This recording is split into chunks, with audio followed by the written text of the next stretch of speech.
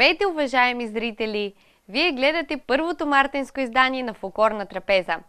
Тази година в първите дни на март имаме струпване на 3 празника. Баба Марта, която винаги празнуваме на 1 март. Сирни заговезни, знаете, празникът е с подвижна дата, през тази година се пада на 2 март. И третият празник е 3 март, националният празник на България, превърнал се в символ на съхраненото ни българско самосъзнание. И така, честитя ви, скъпи телевизионни приятели, всички тези празници и пожелавам здраве и благополучие на вас и вашите семейства. А сега е време да ви кажа и кои ще бъдат акцентите в днешния епизод на Фолклорна трапеза. Ще ви срещнем с един достоен българин, колекционерът Марин Лесев, който притежава над 10 000 архивни единици с кулинарни рецепти. Повод за срещата ни с него е изложбата му «Кулинарната история на България», която е разположена в музей Етър до края на месец март. И така, време е сега да видим първото музикално изпълнение за днес. То е и нашият празничен поздрав към всички вас, приятели!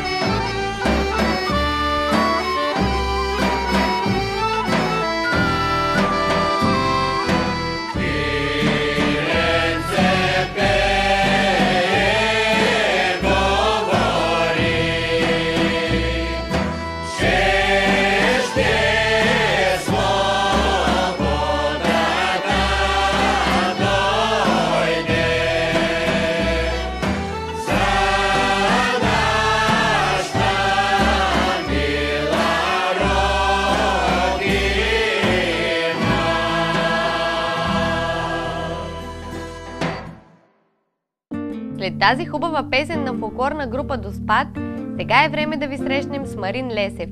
Малко по-рано в предаването ви споменах, че неговата изложба, озаглавена «Кулинарната история на България», е разположена в регионалният етнографски музей на открито Етър, град Габрово. Всеки от вас, уважаеми зрители, който има интерес към тази тема, може да разгледа изложбата до края на месец март. А сега нека да научим повече за господин Лесев.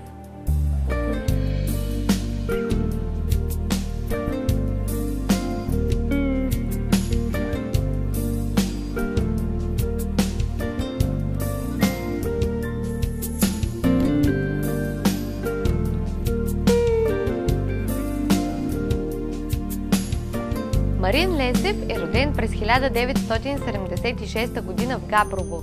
Началото на колекционерската му страст датира от студентските му години в София, където живее и днес. Над 30 години от живота си той посвещава на събирането, изучаването и съхранението на материали, свързани с националната ни кухня, бит и традиции. Колекцията му се състои от над 2200 книги, 7000 списания, 2500 вестника, 500 ръкописни тетрадки, снимки, документи и голям брой предмети от периода от 1870 година до днес. Има преиздадени 11 кулинарни книги от периода 1927-47 година на автори като Анна Хаканова и Пенка Чолчева, събрани в поредицата Автентична българска кухня. Автор е на над 15 кулинарни изложби из цялата страна. Лекциите, които води по време на изложбите, са свързани с изгубените национални, регионални и обредни ястия, рецептите за които могат да бъдат намерени единствено в колекцията му. Участва активно във възстановяването на изгубени във времето деликатеси от старата българска кухня, като сирене в стомна, картофено сирене, грахово сирене, луканка с прясно зеле, рибица в черво, розов таратор, сладко от нарови кори, автентични хлебни изделия и други. Като мисия в живота е възприел идеята за създаване на интерактивен кулинарен туристически център, в който българската кулинарна история ще може да бъде показана чрез колекцията му, разказана и най-вече опитана от посетителите. Търси се община, която иска да развива кулинарен туризъм чрез създаването на подобен център. След като вече знаем кой е господин Лесев, сега, уважаеми телевизионни приятели, ви каня да разгледате заедно с екипа ни неговата изложба «Кулинарната история на България», която, както вече знаете, е разположена в регионалният етнографски музей на открито Етър, град Габрово. С колекционера Марин Лесев ни срещат Мариана Нуцова, сценарист, и Александър Филипов, оператор на фолклорна трапеза.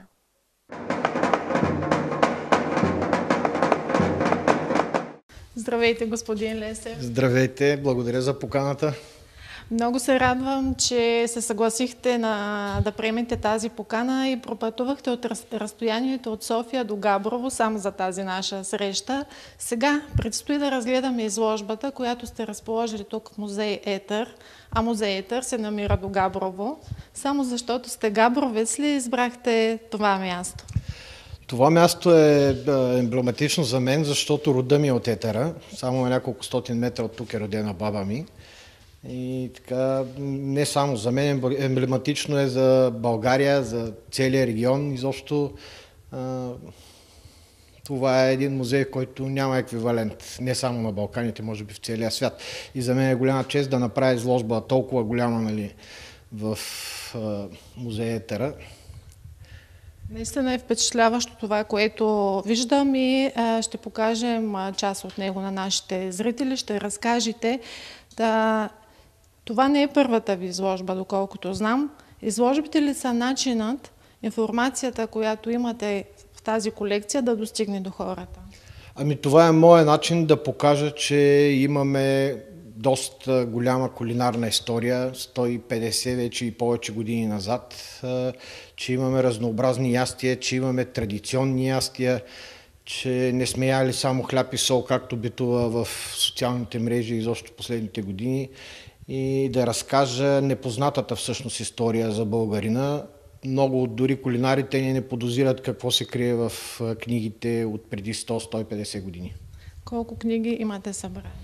Събрани като книги само имам около 2400 вече, но цялата колекция отдавна премина над 10 000 бройки. Кулинарни, печатни издания, свързани само с българската национална кухня. Какво от това огромно богатство представяте тук. Малко информация така по-обща за изложбата, след това ще я покажем и в подробности. Тук съм представил по-малко от всеки един период от кулинарната ни история, като в около 15 витрини съм разположил около 200 книги.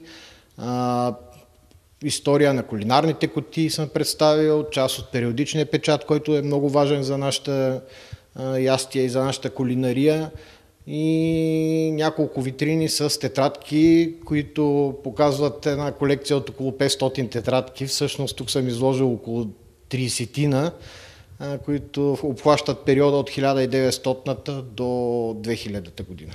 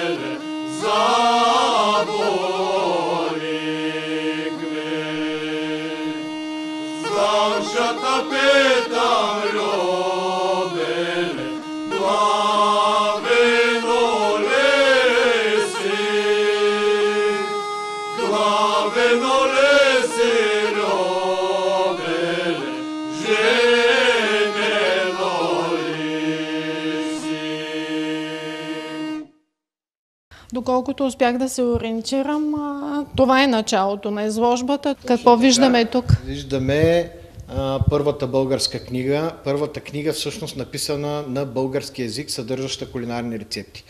В 95% от нея обаче има преводна литература, просто такива са били времената.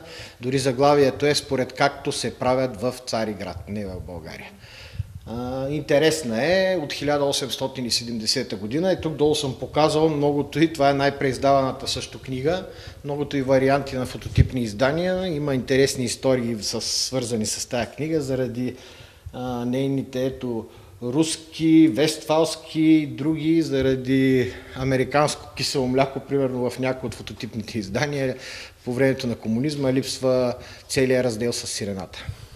Натам започваме всъщност с по-интересните книги от около 900-та година, от 1890 до към 905-10 година са издадени около 30 книги, които показват обаче огромния ни интерес към европейската и световна кулинария. Също по-голямата част от рецептите в тях, в периодичния печат, в изданията са преводна литература, вече се появяват и български ястия в тях, като книгите, някои от тях са доста обемисти, с над 300 рецепти. Да. И доста интересни, доста интересни рецепти има описани в тези книги. Аз съм направил някои извадки по таблата, хашел телешко, скопен петел с гъби, доста интересни имена имат някои от тях. И всъщност показват доста скъпи за нашите съвременни разбирания продукти.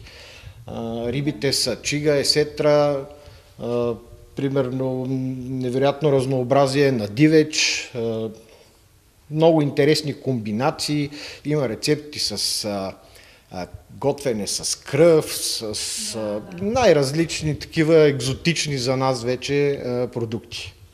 Показал съм и доста интересни неща от същия период, които събирам по-скоро за украса на книгите. Като предмети. Да, като предмети. Някои от тях са изгубили вече как да кажа, много от тях не знаем дори вече за какво се ползват. Това сигурно е миксер. Това е, да, дядото на миксера. Има още един прародител, нали, който е съвсем опростен. Може би по-нататък ще видим някъде в витрините. Какво има в следващата витрина? В следващата витрина съм обърнал внимание на първите специализирани книги за училища. В уния времена, след 1900 година, има земеделски училища, има девически училища, има специализирани училища за подготовка на сиренари, на месари и други такива. И вече започват да се пишат част от учебниците. Това отвореното тук е първия учебник от 1903 година.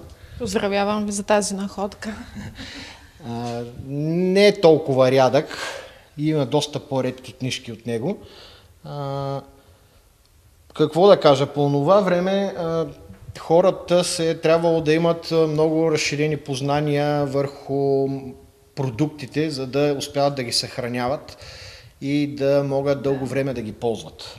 Консервиране. Консервирането е било най-важният елемент от кулинарията по това време. Както знаем, нямали сме уреди, нямали сме хладилници. Всичко е опирало до знанията на хората как да съхраняват нещата. Тук има една малка извадка, примерно, за първите книжки за сиренарство, първите специализирани книги за сиренарство, за месарство, за колбасарство са от този период. Това е картинката за корицата всъщност на първата книга за кашкавал и бяло славоморено сирене. В следващата витрина вече съвсем целенасочено съм представил и другия вид, освен консервирането. Другото нещо, което хората много са наблягали в бита и в храненето си, това е било постното и вегетарианско хранене. По това време са живеели строго по църковните закони, спазвали си 4 пости, обръщали се внимание на празници, обичаи и други такива. Обръдната кухня е изключително застъпена в България в нашето хранене. Така е, да. И от 20-те и 30-те години всъщност са първите книги, които така описват и вегетарианското, и местно хранене, почват да се появяват съвсем специализирани книги. От този период всъщност сменят се някои закони, променят се също и законите за занаятчийство. Много от тези занаяти, сладкарство, готварство, хлебарство, трябва да се изучават, за да можеш да ги практикуваш. Това са първите 4 книги. Тук са 1100 рецепти само за вегетарианска кухня. Уредчето долу, което е описано тук горе, за разлика от всички предположения, че това е уред за тесто, се оказва, че това е уред за зелен фасил. Това е един от примерите, които показват колко не познаваме българската кухня. Зеления фасул се е ядял по това време на чушки, много зелени, още преди да направи бобчето. С този уред се е режал на много тънки слайсчета и така се е консервирал. Това е бил начинът за ядене на зелен фасул с това уредче. Вече стана дума за консервирането, само да кажете какви са били методите. Може би сол? Всякакви методи са използвани за консервиране. Солта в някои само случаи.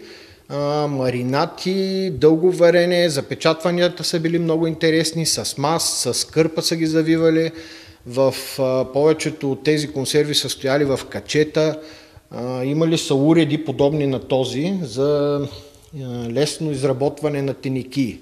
По уния времена са държали в бакърени теники, които са си правили сами. Доста от книгите има чертежи как да си изрежеш ламарината и да си я подгънеш. Също така в фарфори, които са керамични съдове, както и в делви, използвали са всякакви методи, които са много точно описани в старите книги, но много добре забравени в съвремието. Сега познаваме консервиране в буркани с капачки и замразяване в фризер. Така е. Преминаваме към следващата част от тази интересна изложба, кулинарната история на България. Какво следва сега да ни покажете и разкажете? Следват няколко витрини, които съм показал интересни за мен хора от преди около 100 години. Това всъщност са хората, които са започнали да записват българската кулинарна история. Тази витрина е посветена на Теодора Пейкова, собственик си редактор на Икономия и домакинство с писанието. Издала, това не е цялата и библиография, издала е над 20 и няколко книги, като това са едни от, може би, най-интересните книги, които притежавам в колекцията си.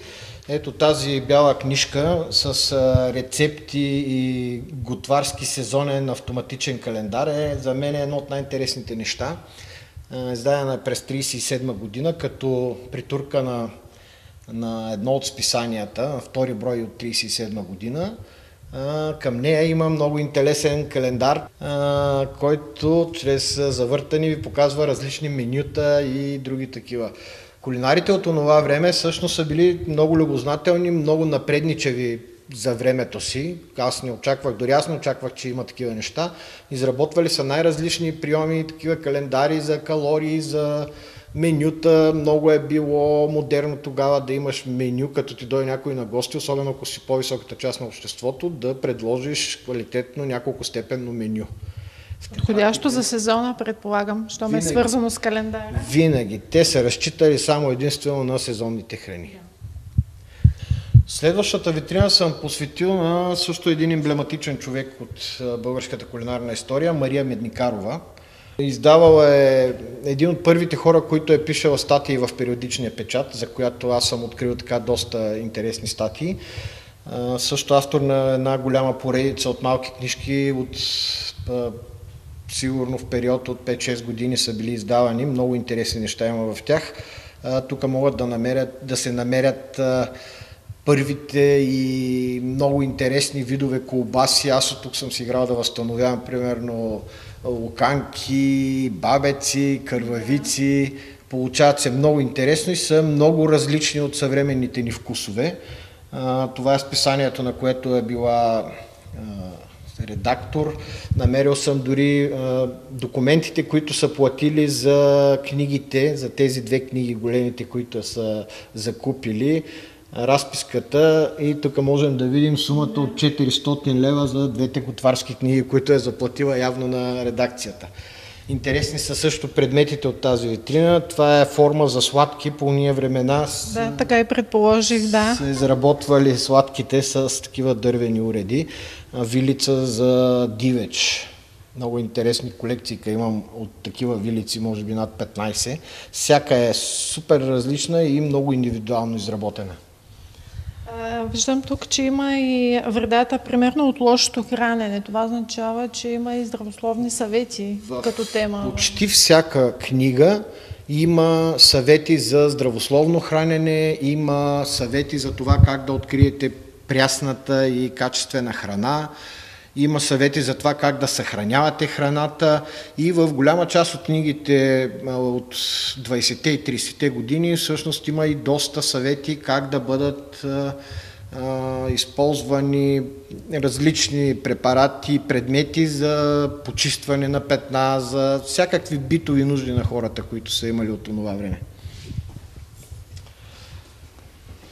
Ето и тук има формички за сладки. Също има формички за сладки, има и някои интересни предмети. В случая двата предмета, които съм показал, са за почистване на риба и за вадене на костилки, другите два. Това е витрината, която съм посветил на Стефана Христова, един от първите преподаватели в България по кулинарно изкуство. В училище Мария Луиза около 905-10 година е започнало да има катедра с профил готварство, и тя е била един от преподавателите. В други малки подколекции, които притежавам за документи, снимки и други подобни, съм запазил нейни дипломи. Имам книги лично подписани от нея, много интересен подпис има, характерен. Всъщност тя е основателя на първата специализирана литература, която всъщност става основата на съвременните рецептурници, които по-късно ще покажем и разкажем за тях. Върху нейни материали стъпват почти всички рецептурници. Тя всъщност пише учебници до 1967 година.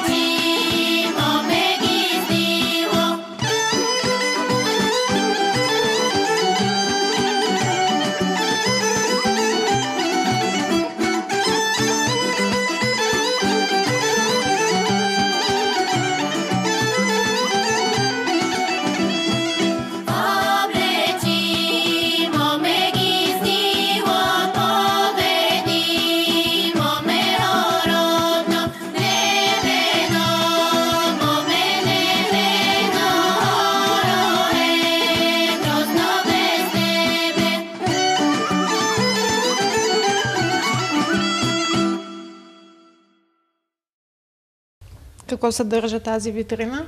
Следващите две витрини съм посветил на моята любима Пенка Чолчева и другия автор, който ще бъде представен в тия витрини, е Ана Хаканова.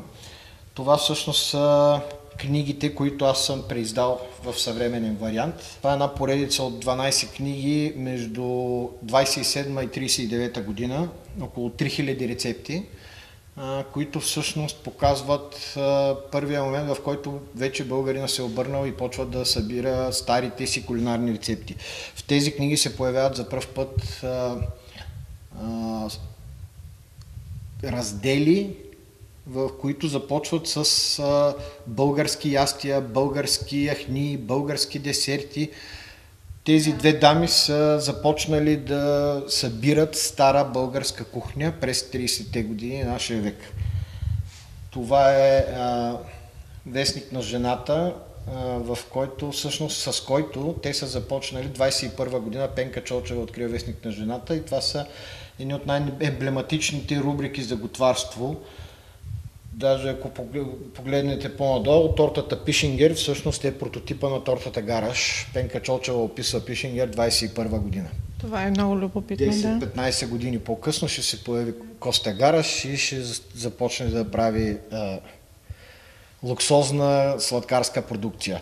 В една от книгите на Хаканова ще се появят соленки по рецепта Гараш, по-късно ще се появят марципан на Гараш, питифурки Гараш и доста други рецепти.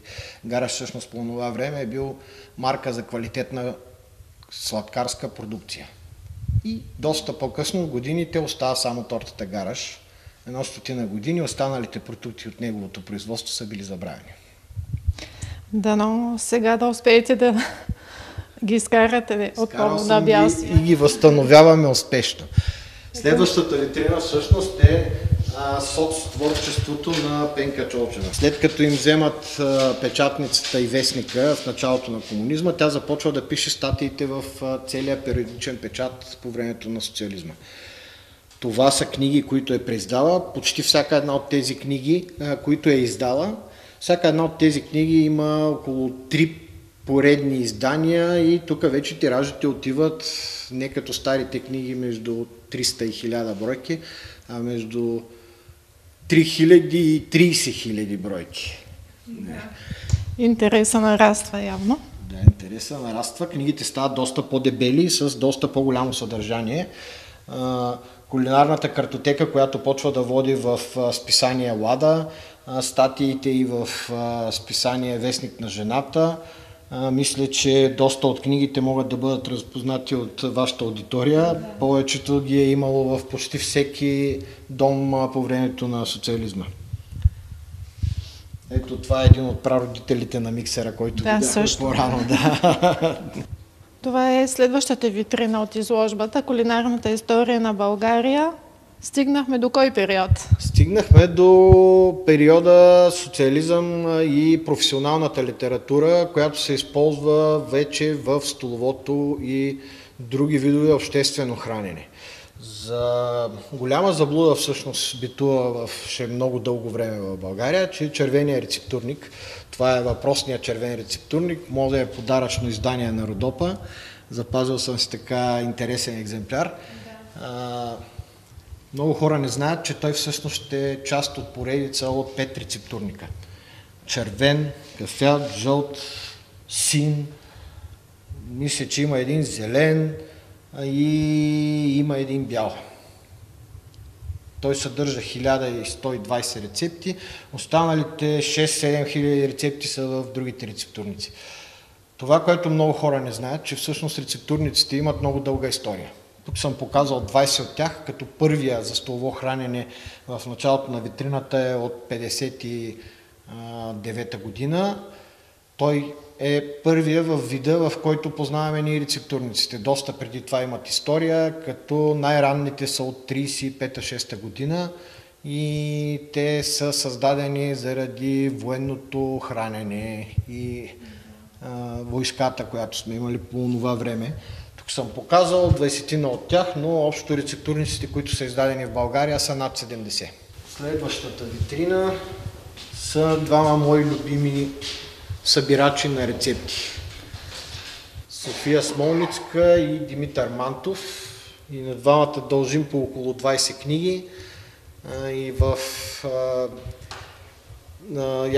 книгите на София Смолницка има доста европейска кухня.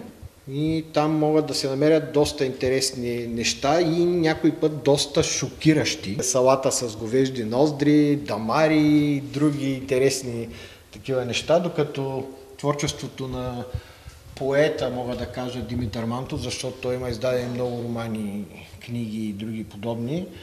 Също над 20 книги, той се е занимавал предимно с описване на регионална кухня. Много е обикалял, при него могат да се... Това е много ценно, да.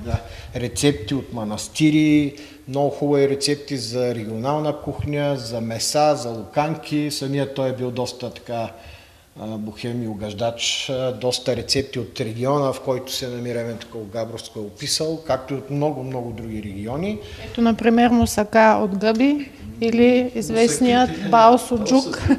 Той се поддържа и до днес в някои краища на България. На етера, включително също могат да опитат хората. Мусаките са интересна част от неговото творчество. Той описал сигурно над 50 мусаки на различни видове, с различни продукти и по различен начин приготвени. И в следващата витрина една моя слабост. Това всъщност са поредици от книги. Много обичам да открия, че някоя книга е била част от поредица и да издиря останалата част от поредицата. Някой път е много трудно, защото както и в съвремието, някой има ентусиазъм, тръгва да издава поредица, обаче последните 2-3 книги липсват и има доста такива поредици, които не са довършени. Описани са примерно по кориците, но са издадени 3 или 4 книжки и останалите липсват изобщо в библиографиите. Това също е поредица на Димитър Мантов.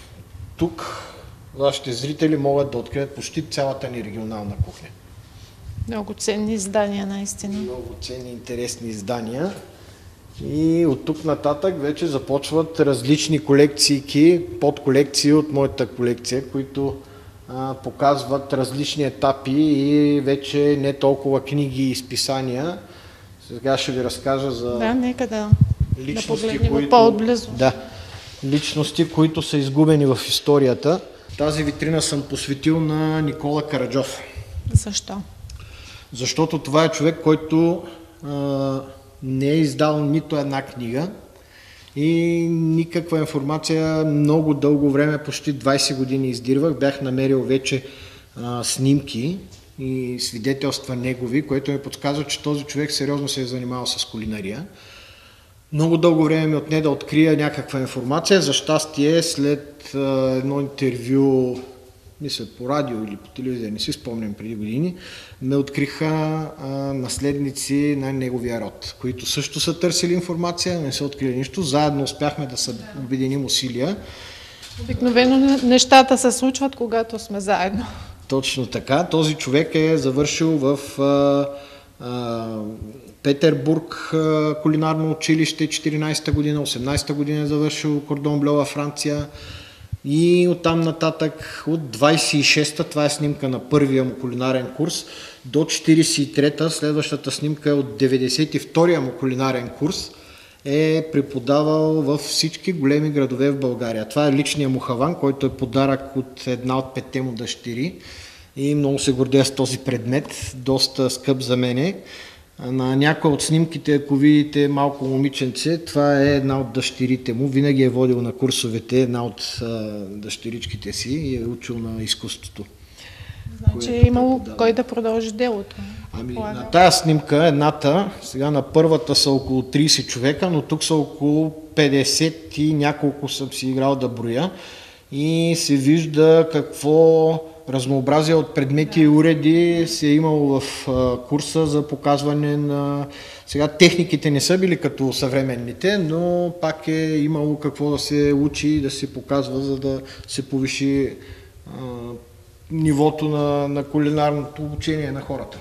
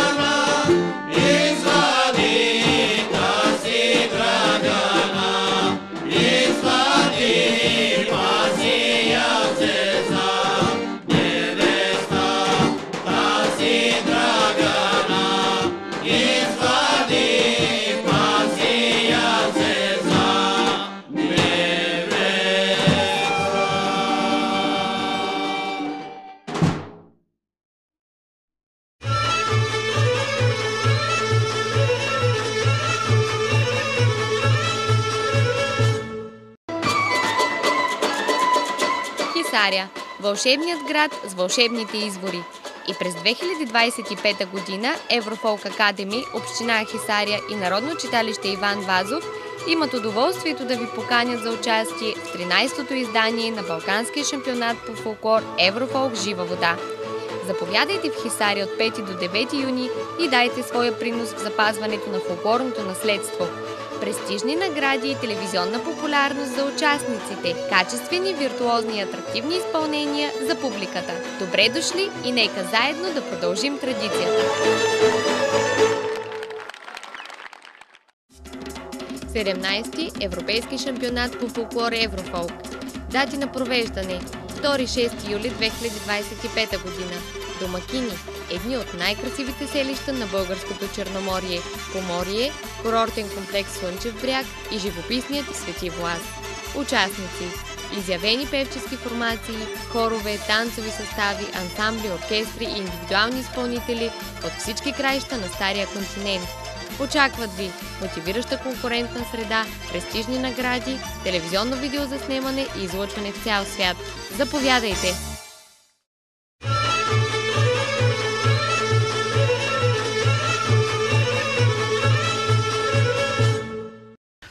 Останаха още витрини от изложбата, наистина впечатляваща изложба. Какво остана да видим?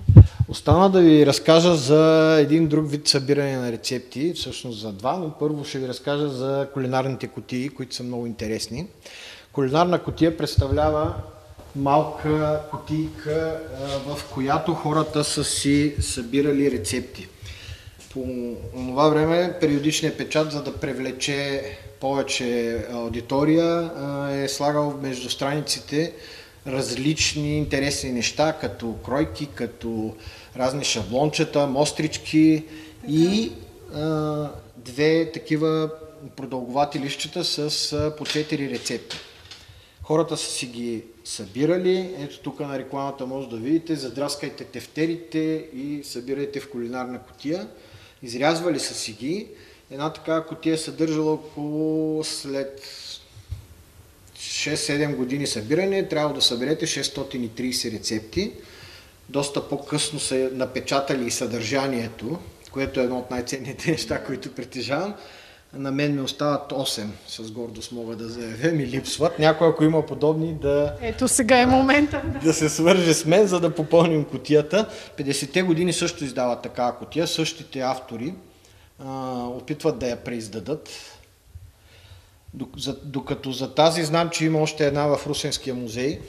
Имал съм щастието да я видя, за тази нямам данни да има Те са разделени по раздели, точно по така, теми. самата кутийка се е предлагала като с картотека. Да.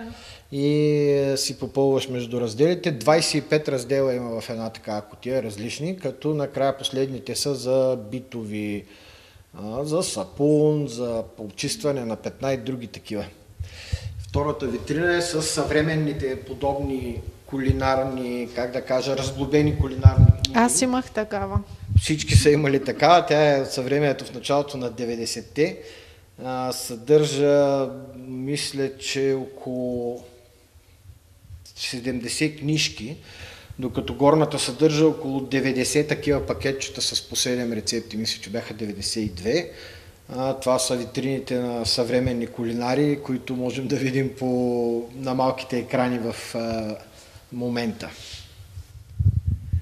И остана един най-всъщност ценния за мен раздел, който да ви покажа, кулинарните тетрадки. Нека да ги разгледаме. Предполагам, че от тук ще започнем. Тук ще започнем. Това е 4 витрини. Този човек, тези всички тетрадки са на един. Тук съм представил 10 такива.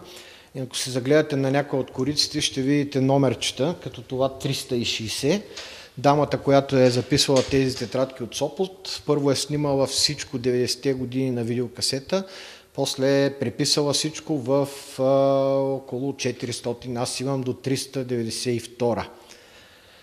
Много от хората, които съдържат такова ценно знание, решават да поверят съхранението на подобни неща на мене, и аз съм много щастлив от факта, че мога да го съхраня, да го покажа. Тайно се надявам един ден да намеря помещение или сграда, в която да изложа изложбата си и върху нея да може да се работи, да бъде дигитализирана и да бъдат извадени най-ценните неща, които се съдържат, а именно регионалната ни кухня и добре забравената в времето национална кухня. Следващите витрини, 3, които ще покажем, вече са доста по-стари тетрадки.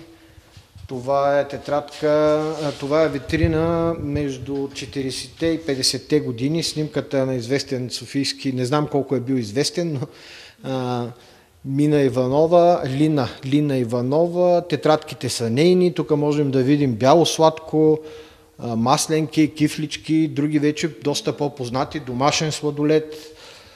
Това е интересна тетрадка. Много от хората са нямали възможност да си купуват книги по някое време и са започнали да изрязват от периодичния печат и да си лепят в тетрадки. Статията, която виждате, е на Ана Хаканова, която ви показах от 30-те години в една от предните витрини. Това всъщност е от книгите, които аз съм преиздал. Отиваме назад във времето. Тетрадките вече са писани с моливи, с мастило и с старите букви. Думите завършват на. тетрадката, която виждате, голямата, съдържа 1100 рецепти.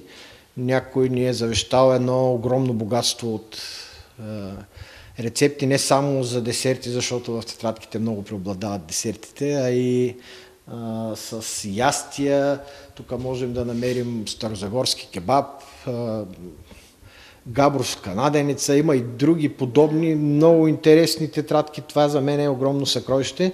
Някои от тетрадките често ми пристигат датирани с дати, както видяхте в предната витрина, и с снимки на притежателите им от това време. Много ценно. След всяка витрина съм все по-впечатлена. Има ли как да се разбере колко рецепти притежавате? Не мисля. Знам колко бройки притежавам, почти от всяка една колекция, дали ще е от тетрадки, дали ще е от периодичен печат, дали ще е от това, може би, няма как. Една такава тетрадка съдържа 1000 рецепти, аз имам 500 тетрадки, само ръчно написаните. Имам един кашон с листчета, които наричам бонусчета, и като си купувам книги и из тях има напъхани листчета с рецепти, ги пускам в едно кашонче. Там имам няколко хиляди рецепти. Огромна информация притежавате. Да. И за мен най-интересната и скъпа витрина. Скъпа за мен, не за другите.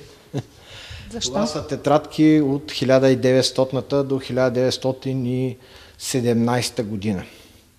Малката тетрадка в средата е на майката на един от първите кметове Бръчкови на Варна. Тетрадката от 900-та година ни показва как са водени кулинарните курсове от началото на миналия век. Интересни. Аз много се възхищавам на почерците от това време.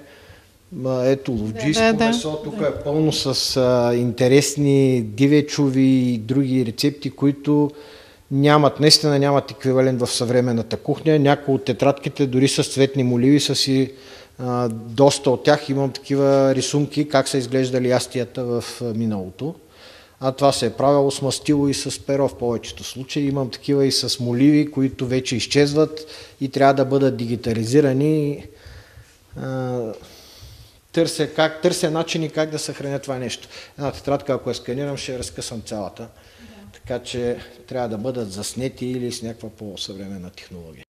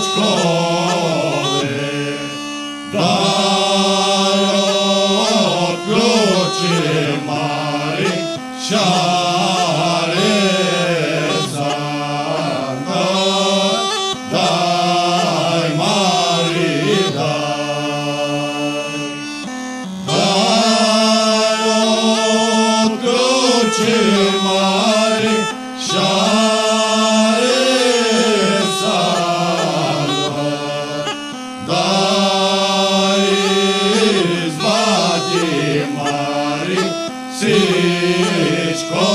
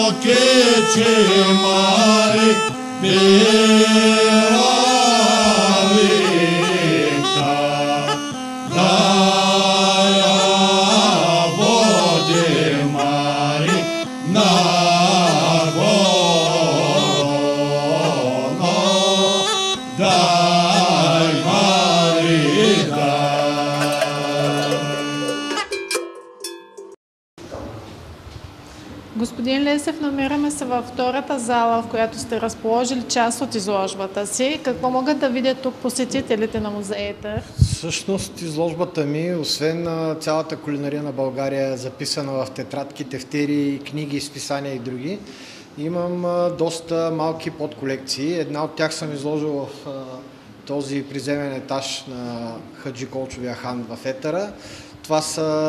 Това е една колекция от около 150-200 кутии от бомбони от 60-те, 70-те, 80-те години.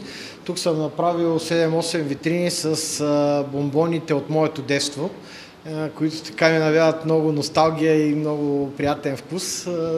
Така могат да разгледат всеки, който ги погледне и си спомня от 80-те години, много интересни вкусове имаше. Някои от тях, като ги погледнат кутиите, директно си спомнят, тия не ставаха за ядене, тия ми бяха любими. Чела съм някъде, че вкусовата памет е най-силна в човека. Вероятно, наистина и така. Тя се и обучава. Би трябвало да дадем 10 шанса на една храна, докато разберем дали я харесваме или не. Но специално тези кутии много ми напомнят за детството и така една носталгия, която пазя в себе си. Някои от тях и аз, като всички останали, много обичах. Някои от тях, така, като ги видях, още не исках да ги ям. Добре, аз, например, желе пролет не харесвам. Аз си харесвам черноморец, харесвах си едни таралежки, харесвах си лимоновите резенки. Това си бяха неща и лактата, малките бомбончета с лакта задължително. Да. И опитваме повечето вкусове да ги възстановим. Почти за всички тези бомбони и сладки десерти имам рецепти и то професионално записани в литературата. Някои от тях сме възстановили, някои от тях нямаме възможност, защото то си трябва малко по-професионално. Някои от тях давам на приятели, които се занимават с сладкарство и шекерджийство, да възстановят и получават се много интересни неща. Често залитам към сладка и други подобни. Може би доста от вашите зрители знаят за сладкото от нарови кори, които възстановихме. Като ходим по събори, даваме да опитват на хората. Други интересни нещица. Правил съм торта с хляб, шоколадова торта само с хляб. Има толкова запазени рецепти, че още 100 години напред да ги мъчим, да ги сготвим и да ги възстановим, няма да ни стигнат. Но важното е, че началото е поставено и има вече тази информация, за която държа основно отново да ви поздравя и да приемат хората, посетителите на изложбата тук в музея Етър, тази зала като подколекция на основната колекция, така ли? Точно така, подколекция е не само тази, имам още около 20-на колекции, които не споменавам обикновено, защото като кажа за предмети и други подобни, хората забравят да питат за книгите. Аз държа да се възстанови историята и да се разкаже за кулинарите, които са писали тия книги, какво и как са правили, за изгубените във времето рецепти, за продуктите, които сме имали, за сирената, за колбасите, за хлябовете, които сме имали интересни на времето, козунаците, които сме правили. Скоро ще дойде Велик ден. Козунаците от 20-те и 30-те години са коренно различни от това, което сме правили сега. Страшно голямо разнообразие има в тях. Няма да не стигнем времето само за козунаците, да говорим, ми се струва. Предаване ми се струва и на мен. Впечатлена съм от това, което ни показахте и разказахте. Притежавате огромно богатство. Искаме се то да стане по-популярно, повече хора да стигнат до него. Планирате ли след тази изложба тук нова? Ако нашите зрители не успеят в рамките на месец март да посетят изложбата в музея Етър, къде могат да ви намерят? Могат да ме намерят в социалните мрежи. Марин Лесев, ако напише, че им изляза веднага. Относно изложбите, от известно време издирвам място, където да събера цялата колекция.